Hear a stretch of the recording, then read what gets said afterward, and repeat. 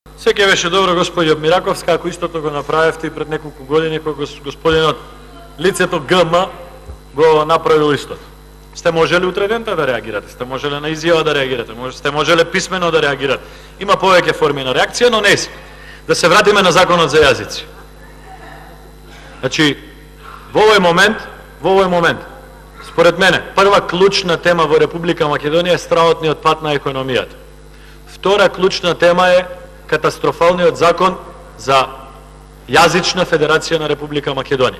Се друго што гледате во медиумите и се друго што пласираат, сега јас можам да земам телефон и да се сликам со господинот Талат Џафери, па да кажам дека сум се сликал, не знам, со председател на Конгрес на Соединетите Американски држави.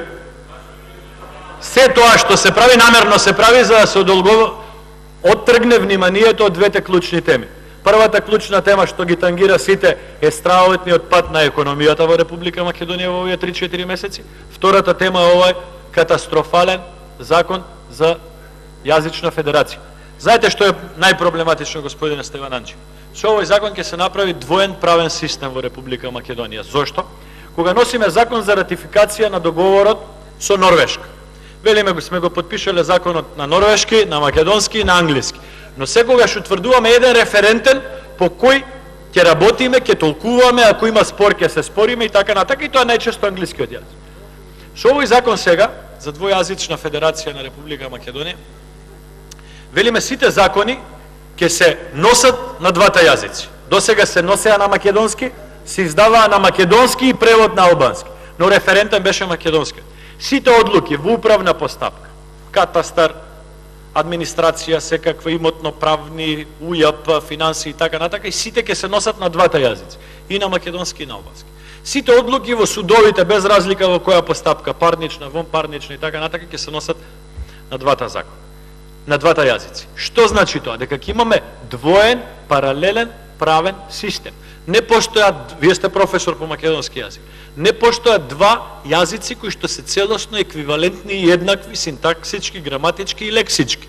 Една запирка во едниот јазик може да направи проблем ако ја нема во преводот, односно во другиот так. И сега оди Чичко Бранко, мојот добар пријател, оди во управна постапка некаде, бара некое решение за наследство од неговите претходници, му даваат две одлуки. Едната на македонски, другата на албански. И тие одлуки ги даваат и на сите негови, пример, извинете Чичко Бранко, ги даваат и на сите негови, да речеме, сонаследници, браќа, сестри, братучеди, комши и така натака. Но, случајно или намерно, македонската верзија има запирка или има едно значење во реченицата, во албанската верзија го нема тоа. Знаете какви проблеми ќе имаат граѓаните?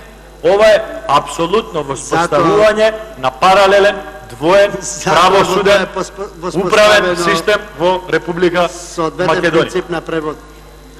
Не станува збор за превод, господин Џафери, пошто коментирате како фудбалски коментатор. Не станува збор за превод. За превод нема проблем. Ако е за превод, за било кој акт, ние ќе гласаме во овој момент.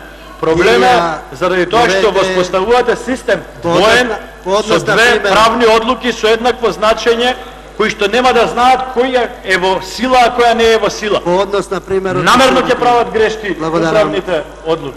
Кога можете вие да коментирате, може да